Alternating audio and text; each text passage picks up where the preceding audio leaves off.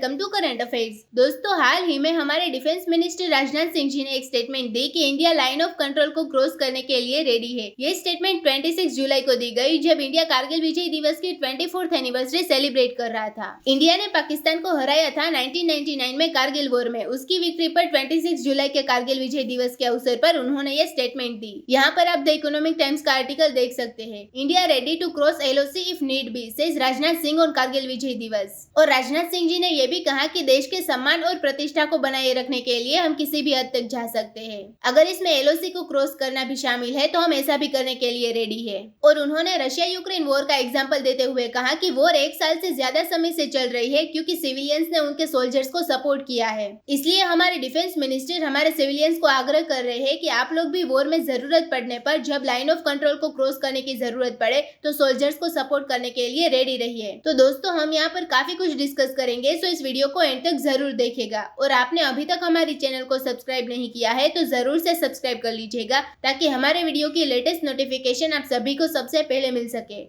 Defence minister Rajnath Singh ji ने कहा कि देश की सोरेनिटी, यूनिटी और इंटेग्रिटी को प्रोटेक्ट करने में कोई समझौता नहीं किया जाएगा। इंडिया एक पीस लविंग नेशन है। 1999 में कारगिल वॉर जीतने के बाद इंडिया ने लाइन ऑफ कंट्रोल को क्रॉस करके POK में एंट्री नहीं करी, क्योंकि उस समय इंडिया की इकोनॉमी इतनी बड़ी नहीं थी। इंडिया ऐसी कोशिश नहीं करना चाहता था कि इंटरनेशनल कम्युनिटी में हम अग्रेसिव दिखे LOC को क्रॉस करके। इंडियन मिलिट्री रेडी थी, लेकिन अटल बिहारी वाजपेयी जी ने यह स्टेटमेंट दी कि Indian arm force Kargil conflict के दौरान LOC को क्रॉस नहीं करेगी। और ये डिसीजन इंडियन सोल्जर्स के लिए बहुत मुश्किल हो गया, क्योंकि सोल्जर्स के पास ऑप्शंस थी कि पाकिस्तान ने कुछ हाइट्स कब्जा लिए हैं तो हम दूसरी साइड कब्जा सकते हैं, ताकि पाकिस्तान को उनकी मिलिट्री डाइवर्ट करनी पड़े। लेकिन ये परमिशन हटाई गई। उसकी वजह से इंडिया को बहुत सारी हाइट्स पर कब्जा करना पड़ा। और इस सब के बीच देश के लिए हमारे कई सारे सोल्जर्स, ऑफिसर्स ने अल्टीमेट सेक्रीफाइस दिया। तो 1999 में जो इंडिया का डिसीजन था, उसको लेकर हमारे डिफेंस मिनिस्टर ने ये कहा कि उस वक्त जो डिसीजन था वो इंडिया की जेनरोसिटी थी इंटरनेशनल लॉ की दिशा में। लेकिन अगर आने वाले टाइम पे लाइन ऑफ कंट्रोल को क्रॉस करने की जरूरत पड़ती है तो हम वैसा करने के लिए रेडी है, क्योंकि ये कंट्री की सम्मान की बात है।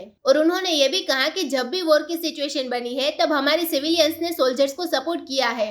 सिविलियंस ज्यादातर इनडायरेक्टली सपोर्ट करती है, मगर डायरेक्ट सपोर्ट कभी मिला नहीं है सोल्जर्स को। तो उन्होंने कहा कि जब LOC क्रॉस करने की जरूरत पड़ेगी तब सिविलियंस की पार्टिसिपेशन बहुत इंपॉर्टेंट होगी। और कहा कि रशिया यूक्रेन वॉर को देखो, यूक्रेन की पॉपुलेशन इतनी बड़ी भी नहीं है रशिया से, लेकिन फिर भी रशिया ज्यादा कुछ यूक्रेन में कब्जा नहीं पाया है। यूक्रेन अपने सिविलियंस के दम पर रशिया से लड़ पाया है। यूक्रेन की जो मिलिट्री थी उनमें से कई लोग शहीद हो चुके हैं। आज के समय जो इनका फ्रंट है वो इनके वॉलंटियर्स ने संभाल के रखा है। यूक्रेन के जो सिविलियंस है उनको यूक्रेन गवर्नमेंट द्वारा मिलिट्री ट्रेनिंग दी गई थी। वो लोग आज के टाइम यूक्रेन बॉर्डर संभाल रहे हैं। नाउ ये रशिया यूक्रेन वॉर का एग्जांपल इंडिया के लिए लेसन है कि देश के लिए जितनी सोल्जर्स की जरूरत है उतनी ही सिविलियंस की भी जरूरत है। इसलिए सिविलियंस को भी सपोर्ट करना चाहिए सोल्जर्स को। अब हमारे डिफेंस मिनिस्टर ने तो ये बात कह दी, लेकिन गवर्नमेंट को भी कुछ मैकेनिज्म बनाना होगा, क्योंकि यहाँ पर मैं आपको उन कंट्रीज की लिस्ट दिखाती हूँ जहाँ पर मैंडेटरी मिलिट्री सर्विस दी जाती है। मतलब कि यंग लोगों को, 16 से 24 की एज के लोगों को जो फिजिकली एबल्ड है उनको ये मिलिट्री ट्रेनिंग दी जाती है।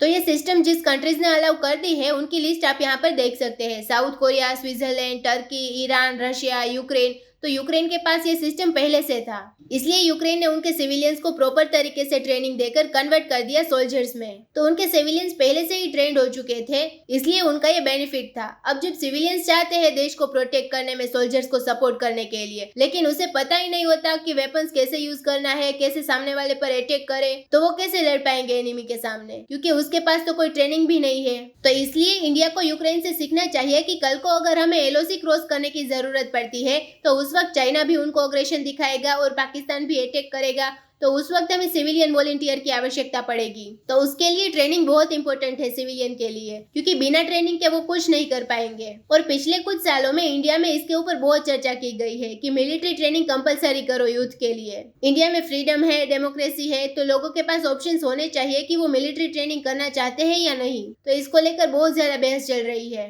कुछ लोग ऐसा कह रहे हैं कि जो गवर्नमेंट जॉब्स में लग चुके हैं उनको कंपलसरी मिलिट्री ट्रेनिंग देना स्टार्ट करवाओ, मगर इसको लेकर भी कहीं बहस हो रही है। बट अगर LOC क्रॉस करना है तो उसमें सिविलियंस का रोल बहुत इंपॉर्टेंट रहने वाला है। सिविलियंस अगर सोल्जर्स को सपोर्ट करेंगे तभी हम लाइन ऑफ कंट्रोल को क्रॉस कर पाएंगे और POK को कब्जा पाएंगे। तो दोस्तों, इसी नोट के साथ वीडियो करते हैं खत्म। उम्मीद है यहाँ पे आपको काफी कुछ जानने को मिला होगा। Thank you for listening.